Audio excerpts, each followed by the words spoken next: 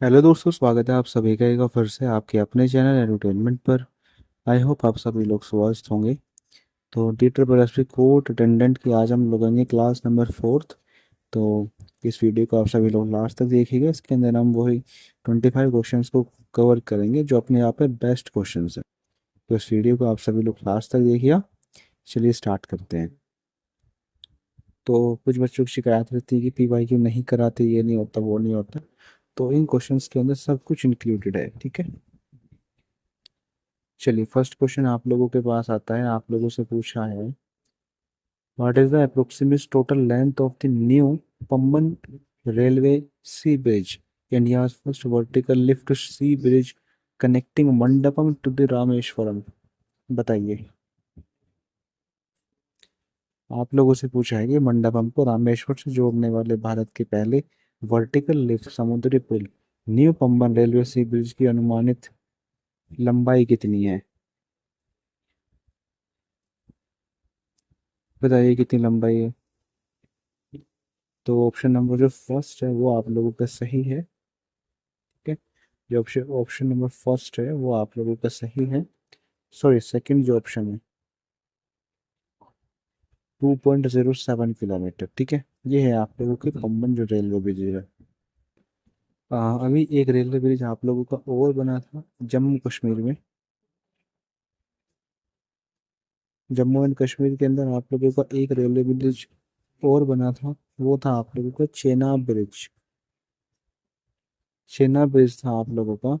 अगर इसकी हाइट की बात करें तो वो है आप लोगों की 359 मीटर। और इसके लेंथ की बात करें तो वो है आप लोगों की 530 मीटर, 530 मीटर। ठीक है। क्वेश्चन नंबर सेकंड आप लोगों के सामने ये रहा। बताइए। आप लोगों से पूछा है कि who is the author of the famous poetic drama Urvashi for which they were awarded the present sorry the prestigious Jnanpith award in 1972। तो एक प्रसिद्ध काव्य नाटक है उर्वशी, इसके लेखक कौन है जिसके लिए उन्हें 1972 में ज्ञानपीठ पुरस्कार से सम्मानित किया गया था। बताइए। उर्वशी। और इनकी एक और थी उर्वशी, और एक और था इनका।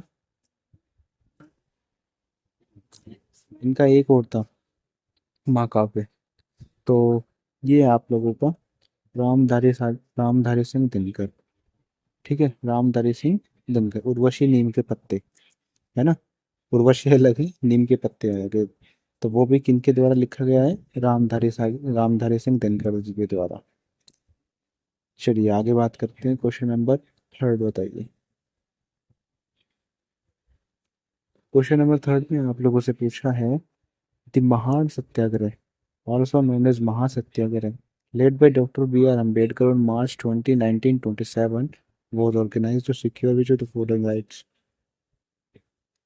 20 मार्च 1927 को बी आर अम्बेडकर के नेतृत्व में आयोजित महान सत्याग्रह का आयोजन निम्नलिखित में से किस अधिकार को सुरक्षित करने के लिए किया गया था। बताइए। तो महान सत्याग्रह आप लोगों का एक टेम्पल एंट्री मूवमेंट था। महान सत्याग्रह क्या था। टेम्पल एंट्री मूवमेंट था महान सत्याग्रह। और डॉक्टर बी आर अम्बेडकर के बारे में बात करें तो इन्होंने बहिष्कृत जो हित करने सभा है उसको संचालित किया था 1924 के अंदर। और वहीं में 1942 के बात करें तो इसके अंदर इन्होंने शेड्यूल्ड कास्ट फेडरेशन का गठन किया था। ठीक है।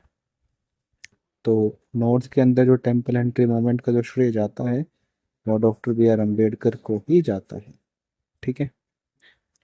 चलिए क्वेश्चन नंबर फोर्थ की बात करते हैं।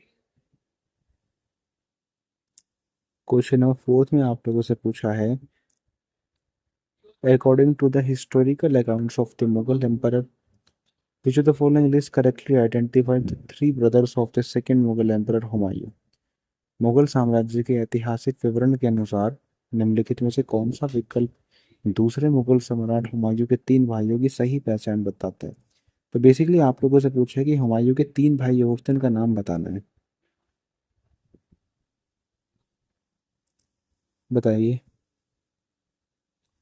तो हुमायूं के तीन भाई थे option number A Kamran, Askari and Hindal. तो हुमायूं की बात करते हैं, ये हुमायूं और शेरशाह सूरी के बीच में दो युद्ध लड़े गए थे बेसिकली। एक तो 1539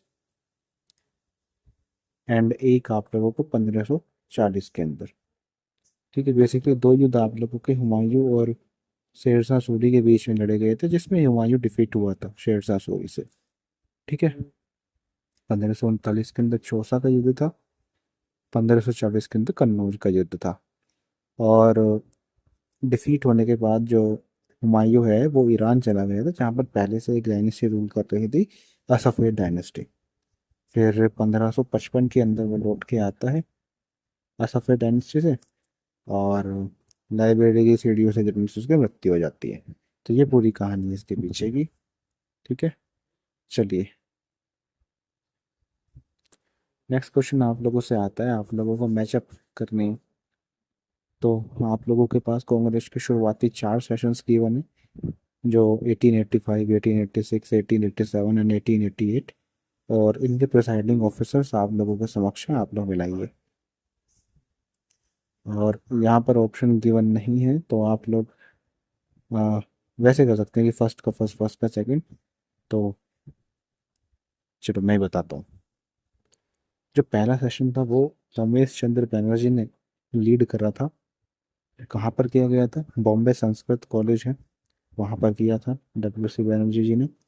दूसरा जो कोलकाता के सेशन हुआ था, कलकत्ता का सेशन जो हुआ था वो करा था दादा भाई नौरोजी ने, सेकेंड जो सेशन था। वहीं अगर मद्रास के सेशन की बात करूँ 1886, तो ये करा था बदरुद्दीन तैयब जी ने। और जॉर्ज यूले ने आप लोगों का फोर्थ जो सेशन है वो करा था। ठीक है, तो मैंने आप लोगों को लोकेशन भी बता दी। जॉर्ज यूले ने इलाहाबाद के अंदर करा था। तो पहला सेशन तो आप लोगों को बम्बई के अंदर हुआ था, सेकेंड सेशन आप लोगों को कलकत्ता के अंदर हुआ था, एंड थर्ड सेशन आज वाज इन मद्रास के अंदर हुआ था, एंड फोर्थ सेशन जो था आप लोगों का इलाहाबाद के अंदर हुआ था। जॉर्ज यूले ने उसको प्रिसाइड करा था। क्लियर बात है? चलो क्वेश्चन नंबर 6 आपके पास है, आप लोगों से पूछा है कि under which article range of the constitution of India are the provisions relating to the municipalities in 9A है, 9A। बताओ म्यूनिसिपैलिटीज से कौन सी रेंज म्यूनिसिपैलिटीज का आर्टिकल किया है?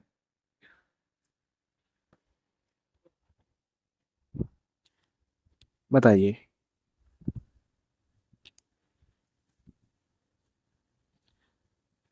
देखो पहला ऑप्शन आप लोगों को गिवन है 243 से 243 को। तो इसमें आप लोगों को कंफ्यूज नहीं होना है, क्योंकि ये आप लोगों का ग्राम पंचायत का है। ये आप लोगों का पंचायत का है, लेकिन जो सेकंड ऑप्शन है वो आप लोगों का करेक्ट है, 243B से लेकर के Z तक। और बाकी ये 9A के अंदर आता है। 9 के अंदर पंचायत आती है भाग, 9A के अंदर म्यूनसिपैलिटीज आती हैं। और पार्ट 9B के अंदर आप लोगों का कोऑपरेटिव सोसाइटीज आते हैं, जिसके आर्टिकल 243ZH से लेकर के ZT तक चलते हैं। ठीक है, और पंचायत के अंदर 28 फंक्शनल यूनिट्स होती हैं, एंड 18 फंक्शनल यूनिट्स आप लोगों की म्यूनिसिपैलिटीज़ के अंदर होती है। 73 कॉन्स्टिट्यूशन अमेंडमेंट से 1992 से पंचायत को जोड़ा गया था, और 74 से आप लोगों का किसको, म्यूनिसिपैलिटीज़ को जोड़ा गया था। ठीक है, तो ऐसे रिवाइज करते चलते हैं सारी चीज़ें, और आई होप आप लोगों को भी ये चीज़ें रिवाइज हुई होंगी। नहीं हुई है तो समझ तो गए होंगे। अब आप लोगों से पूछा है कि पंडित विष्णु गोविंद जोग, वीजी जोग, a renowned recipient of the Padam Bhushan Award, is globally celebrated for his mastery over which of the following musical instrument? Padma Bhushan पुरस्कार से सम्मानित प्रसिद्ध संगीतकार पंडित विष्णु गोविंद जोग को निम्नलिखित में से किस वाद्य यंत्र पर उसके महारत के लिए वैश्विक स्तर पर जाना जाता है? बताइए,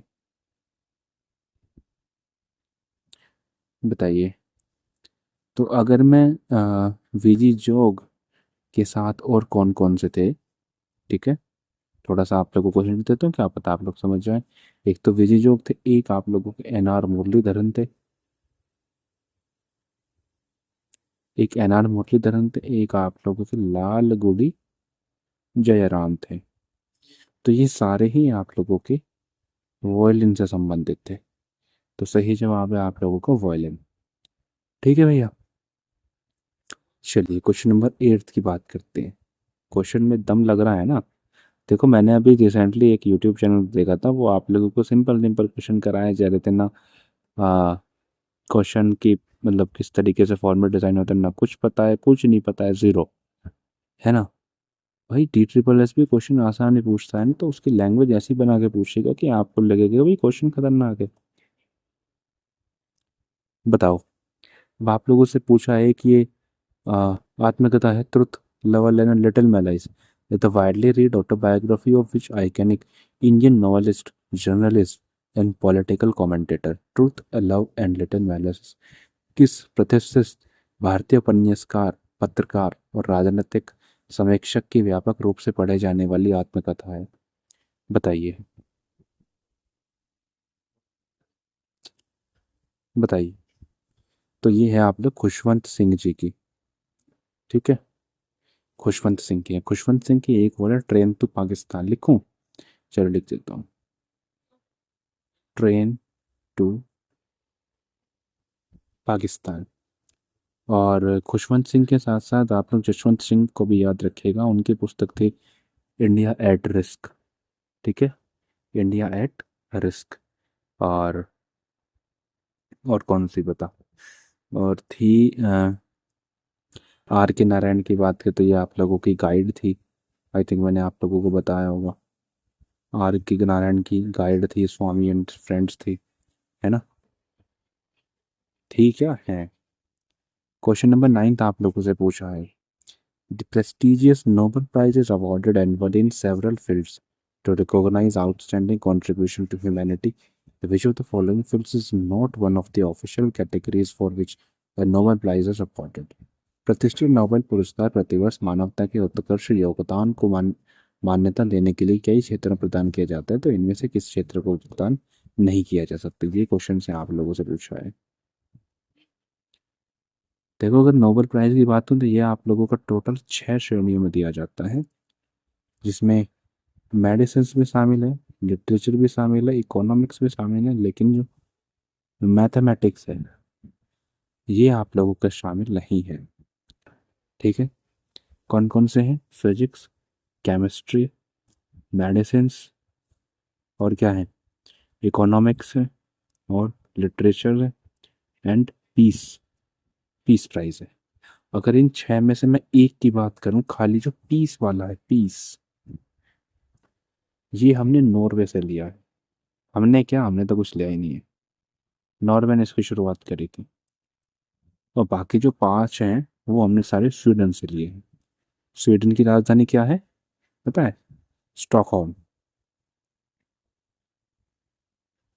चलिए क्वेश्चन नंबर 10 की बात करते हैं। क्वेश्चन नंबर 10 आप लोगों से पूछा है the historic city of Jaunpur situated on the banks of the Gomti river in Uttar Pradesh was founded in 1359 by the Sultan Firoz Shah Tughlaq to honor the memory of which of his predecessor? बताओ। फिरोज शाह तुगलक ने ये जो Jaunpur city जो बनाई थी वो किसकी याद में बनाई थी? ठीक है। किसकी याद है? किसकी याद में बनाई थी? कमेंट करके बताइएगा आप लोग इसका आंसर। इसका आंसर आप लोग मुझे देखें कमेंट करके। ठीक है। चलिए नेक्स्ट क्वेश्चन आप लोगों से पूछ रहे हैं कि following the sudden demands of European कह रहा हूँ emperor Humayun, the coronation of the young Mughal Prince Akbar took place at which of the following historic location in 1556? देखो 1556 के अंदर आप लोगों का दूसरा पानीपत का युद्ध हुआ था। है ना। हेमू के साथ हुआ था। अकबर जब केवल 13 साल के थे और बैरम खान ने अकबर की फोर्सेस को लीड करा था। ठीक है। ये सिंपल से चीज़ें तो आप लोगों को पता होना चाहिए। और जो हेमू था वो हिंदू एक रूलर था। तो पंजाब के कलानौर के अंदर इसका राज्याभिषेक हुआ था। चलिए क्वेश्चन नंबर 12 बताइए। Who among the following was the first woman to be elected as the president of the Indian National Congress? बताइए।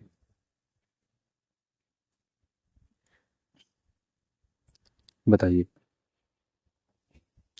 Who among the following was the first woman to be elected as the president of the Indian National Congress? Sarojini Naidu, Annie Besant, Nelly Sen-Gupta या विजय लक्ष्मी पंडित?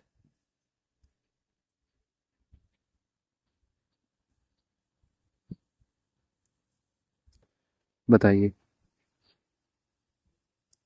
तो जो correct answer आप लोगों का होगा वो है आप लोगों का एनी बेसेंट या सरोजिनी नायडू।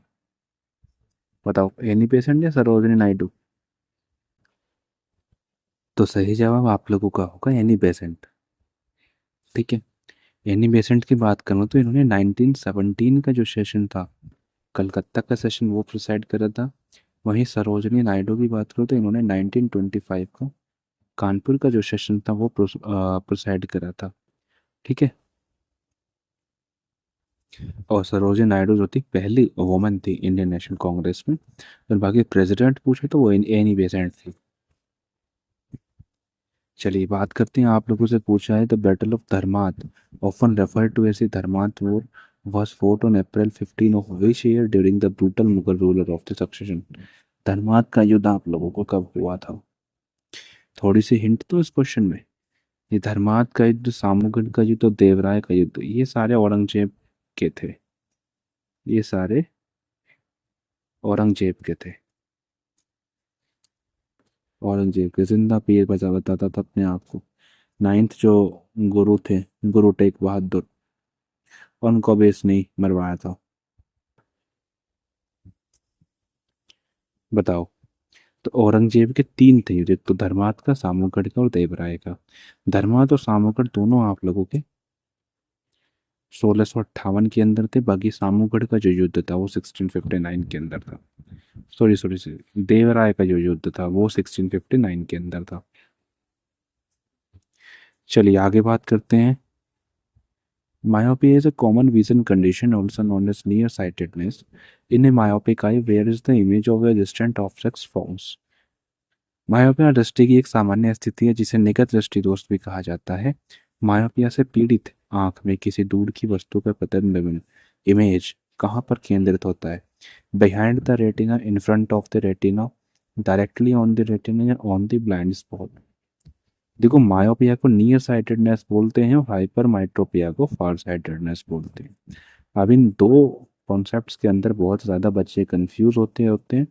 तो इसकी थोड़ी सी ट्रिक बताऊं याद करने की। तो अगर आप लोगों को मायोपिया पूछे तो मायोपिया का मतलब क्या है? मायोपिया में क्या रहा? माई, है ना।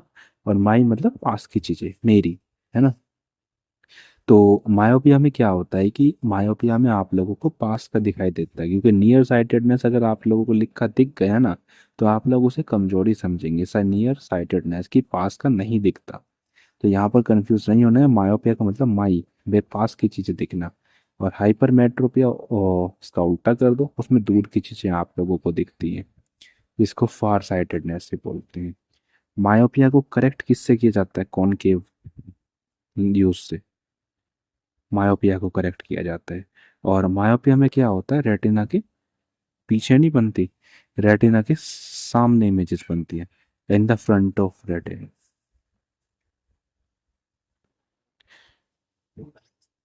In the front of retina, retina के सामने बनती हैं। ठीक है।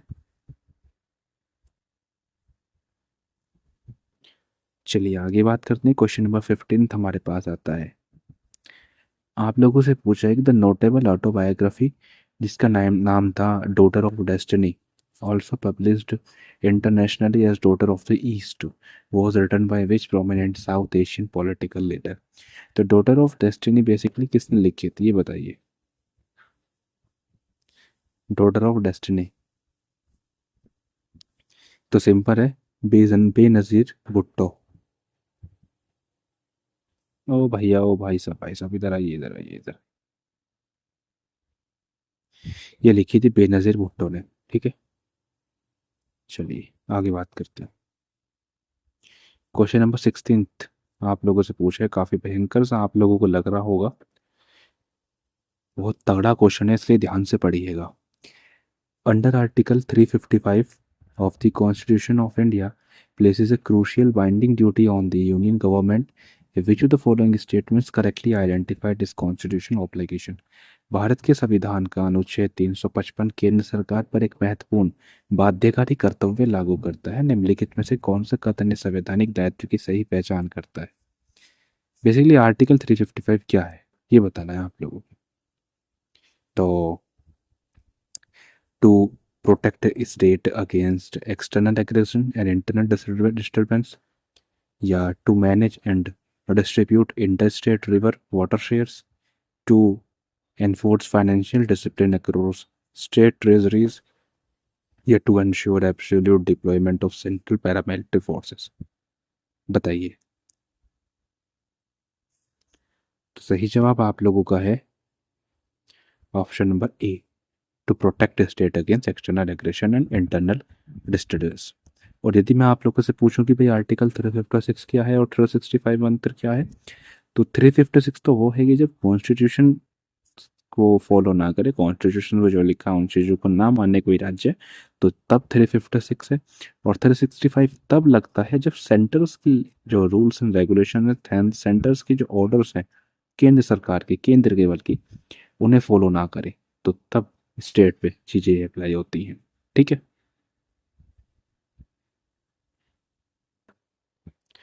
चलिए क्वेश्चन नंबर 17 की बात करते हैं। आप लोगों से पूछा है, राजाजी जो नेशनल पार्क है, an Indian national park and tiger reserve encompasses the Shivalik mountain ranges and is geographically located in which of the following states?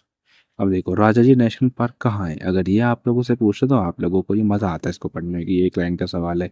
लेकिन इस राजाजी नेशनल पूछा हुआ भी वही है, लेकिन राजाजी नेशनल पार्क जो एक भारतीय राष्ट्रीय उद्यान है और टाइगर रिजर्व है शिवालिक के फलाना फलाना में होता है, उसका नाम क्या है? तो दोनों चीज़ों में पूछने में फ़र्क होता है। ठीक है, और इसलिए मैं बोलता हूँ कि यहाँ से बच्चे पढ़ के सेलेक्ट इसीलिए होते हैं क्योंकि यहाँ पर इलू इलू करके चीज़ें नहीं होती हैं।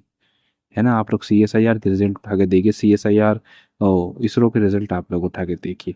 है ना, कम्युनिटी पोस्ट में घूमते रहिए करिए। ऐसा नहीं है कि यहाँ पर कुछ चीज़ें बस चल रही हैं ऐसे इधर उधर से चल रही हैं।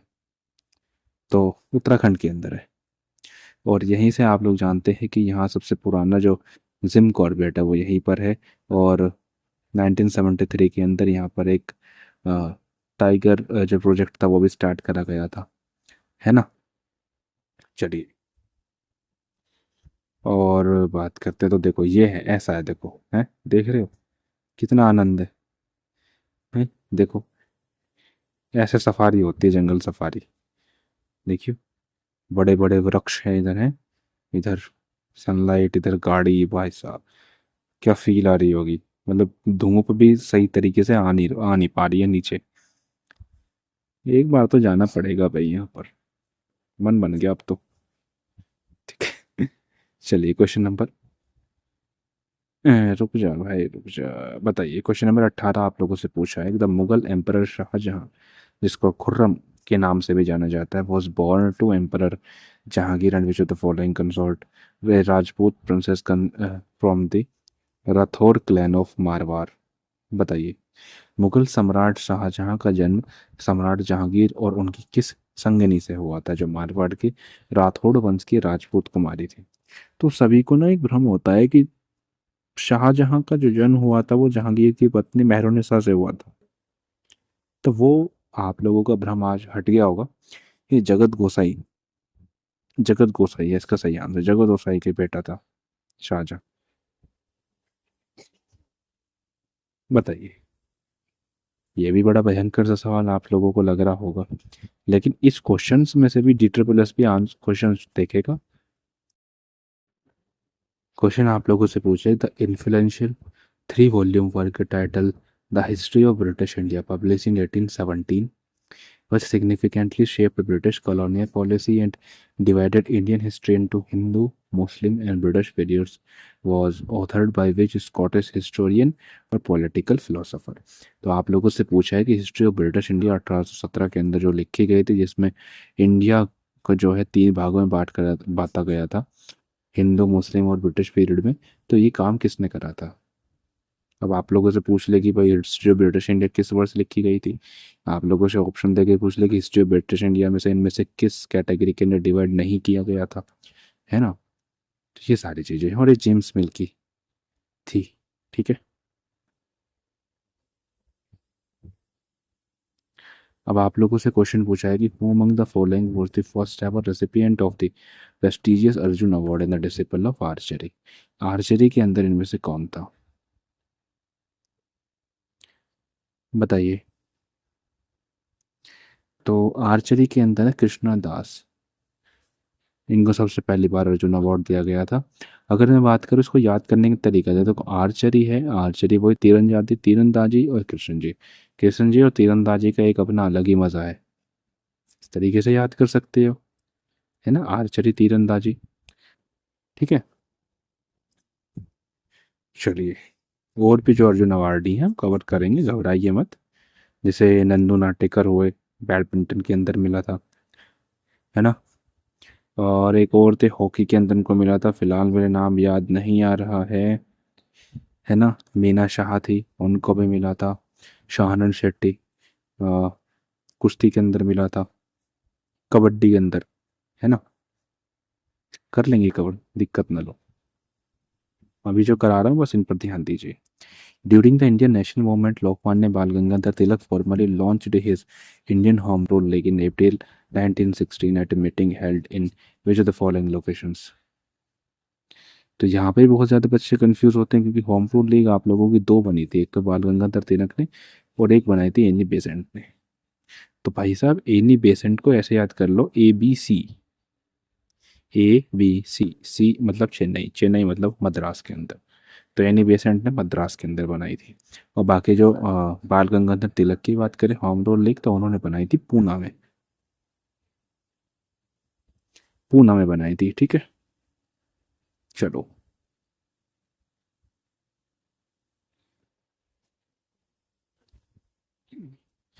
आप लोगों से पूछा है कि the historic Stuttgart flag, the earliest precursor to the Indian national flag, unfurled on the foreign soil 1907, है ना। किसने करा था ये, मैडम कामा ने।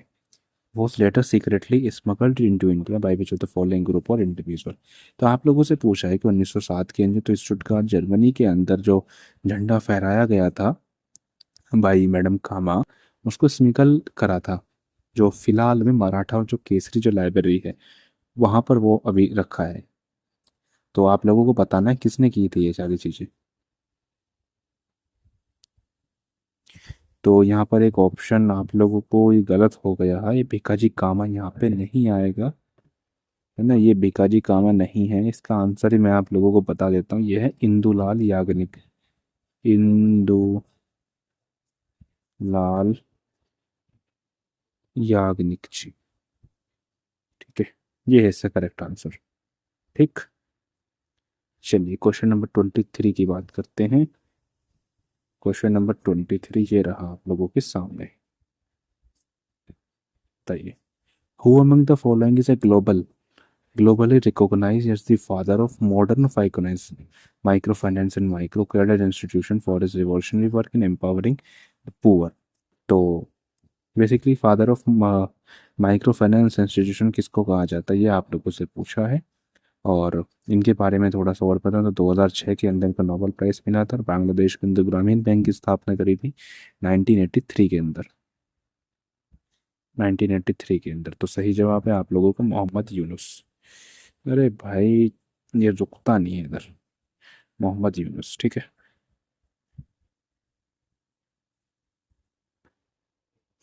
बताइए। आप लोगों से पूछे कि the non violent movement known as the Khudai Khidmatgar servants of God, जिसको 1929 के अंदर फाउंड करा गया था, in the north west frontier provinces bye which prominent nationalist leader, जिसको फ्रंटियर गांधी के नाम से भी जाना जाता है। बताइए, फ्रंटियर गांधी के नाम से किसको जाना जाता जाता है। और ये सेम ही क्वेश्चन कर यूपी लेखपाल के पेपर के अंदर आया 21 मई को जो हुआ था, सेम क्वेश्चन आया, सेम क्वेश्चन। और इतना सिंपल तरीके से पूछे कि फ्रंटियर गांधी किसे कहते हैं। तो ये सारी चीजें हैं, है ना। Khan Abdul Ghaffar Khan, Khan Abdul Ghaffar Khan. And last question is आपके सामने ये रहा, आखिरी क्वेश्चन ये रहा आप लोगों के सामने, बताइए। ये क्वेश्चन भी आप लोगों का यूपी लेखपाल के अंदर आया है। द हिस्ट्रिक रेजोल्यूशन फॉर पूर्ण Swaraj complete independence was passed by Indian National Congress during it's session held which of the following location. तो जो पूर्ण स्वराज है वो कब अपनाया गया, या आप लोगों से पूछा है किस अधिवेशन में, किस सत्र में कांग्रेस के में, बताओ। सेम क्वेश्चन आप लोगों को आया था जिसका आंसर है लाहौर 1929 के अंदर। ठीक है, तो चलिए बस यही था इस वीडियो में, और आई होप वीडियो आप लोगों को पसंद आई होगी। और इसकी जो पीडीएफ है वो आप लोगों को टेलीग्राम चैनल पर देखने को मिल जाएगी, जिसका लिंक आप लोगों को डिस्क्रिप्शन के अंदर देखने को मिल जाएगा। इस वीडियो के डिस्क्रिप्शन में जाएंगे, वहाँ पर टेलीग्राम का लिंक है, वहाँ से उसको ज्वाइन कर लीजिए, वहीं पर आप लोगों को इसकी पीडीएफ देखने को मिल जाएगी। और ये 25 क्वेश्चन है, लेकिन इतनी मैं आप बात आप लोगों को ज़रूर बोलूँगा कि जितने भी क्वेश्चन अभी तक हमने करे उनमें से कुछ ना कुछ क्वेश्चन आप लोगों को देखने को ज़रूर मिलेंगी। और अभी तो कार्रवाई हमारी जारी है। तो चलिए जी, फिलहाल के लिए इतना ही। धन्यवाद।